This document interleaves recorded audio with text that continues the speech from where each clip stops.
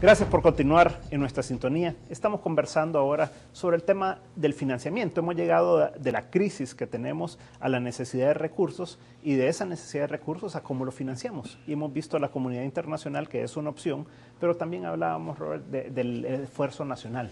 Y ahí el ministro ha planteado 6 puntos bien claros de una reforma del Estado realmente. Y una de las cosas que a mí siempre me molesta realmente del país es cómo todo el ajuste va por el lado de la inversión. Entonces, estamos dispuestos a gastar más en subsidios, a desperdiciar mucho de ese dinero, estamos dispuestos a contratar más personal y gastar más en sueldos y salarios, pero entonces cuando ya no nos alcanza la pita, entonces lo que hacemos es reducir la inversión. Y eso tal vez es el mayor impacto que tiene el país. ¿Ustedes cómo lo han evaluado, esta circunstancia?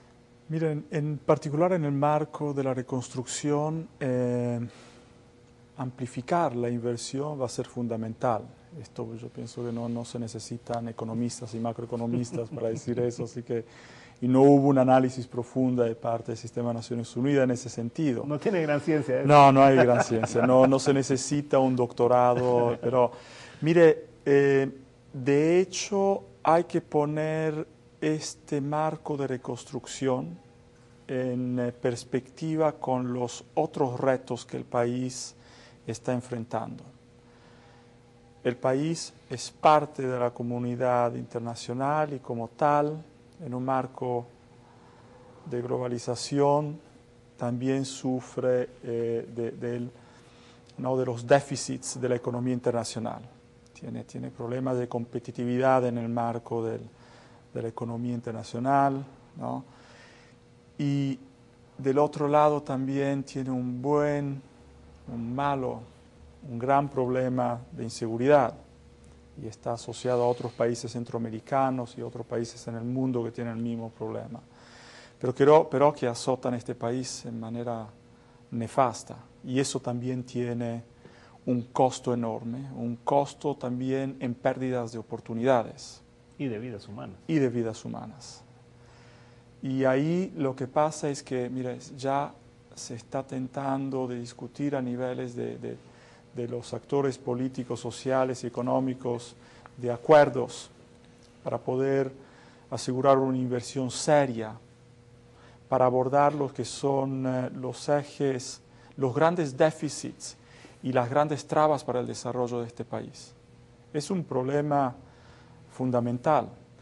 Más que de fisco y de reforma fiscal, yo pienso lo que el país necesita, y verdaderamente esto yo considero se impone de manera muy urgente, es una discusión, un diálogo y un acuerdo, no tanto fiscal, pero programático, de visión. Una visión de país. Una visión de país en el sentido que, porque si se habla de acuerdo fiscal, ahí hablamos de bolsillos. Claro.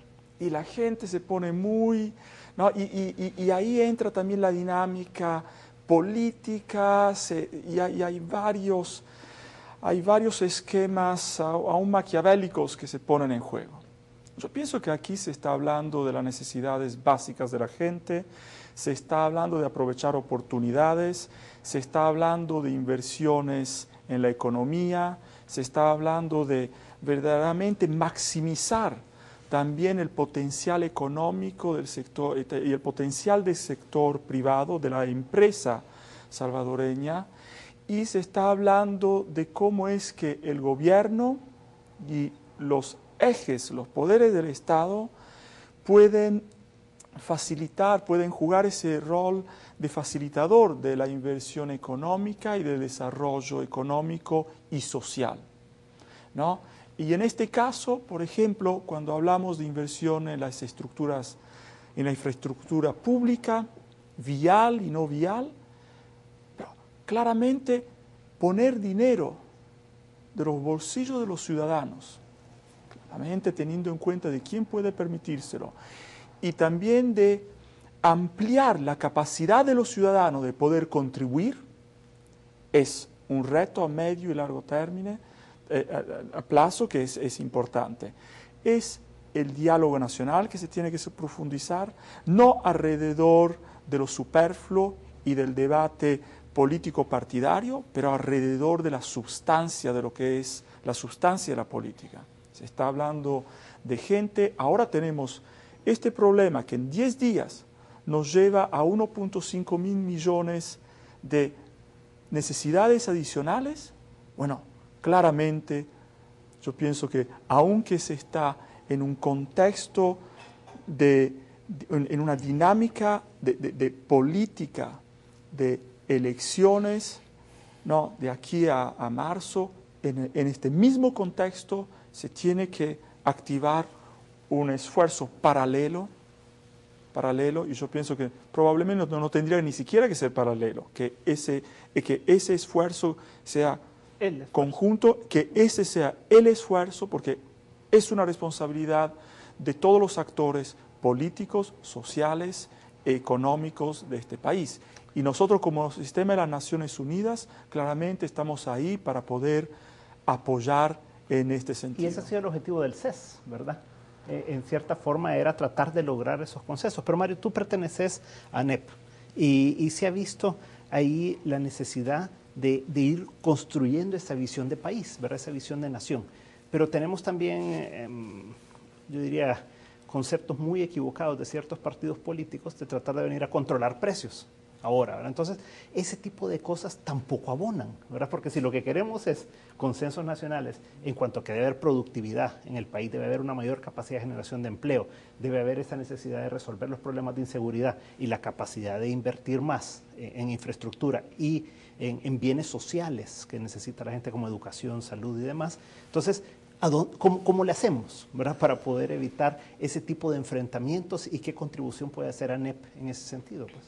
Bueno, creemos importante la visión de país, como se estaba mencionando, es primordial. Definitivamente todo el crecimiento y todo el desarrollo de los países, y hablemos de los países de la región que han tenido un avance mucho mayor que el que nosotros hemos tenido, ha sido en base a una apuesta de nación en la cual se tiene ya un blanco, digamos, al cual vamos a dirigirnos y al cual vamos a caminar. En ese sentido, hay muchas cuestiones estructurales que tenemos que ir cambiando, tenemos que ir viendo. El ministro estaba hablando de los presupuestos plurianuales, por ejemplo, que no nos capturan, que no nos secuestran a ver solamente a una visión corta y reducida, sino que nos permiten caminar un poquito más hacia allá. Por otra parte, somos un país en el que no tenemos riquezas naturales, que vivimos básicamente de lo que podemos producir, de las actividades económicas que podamos hacer y también de los tributos pues que generan estas actividades económicas a los gobiernos para hacer los planes que tienen que desarrollar. Una apuesta hacia el incentivo, hacia lo que es facilidades, y cuando digo incentivos no digo incentivos monetarios, sino que facilidades a que las actividades económicas puedan darse, a que podamos ser eficientes a través de las tramitologías, por ejemplo.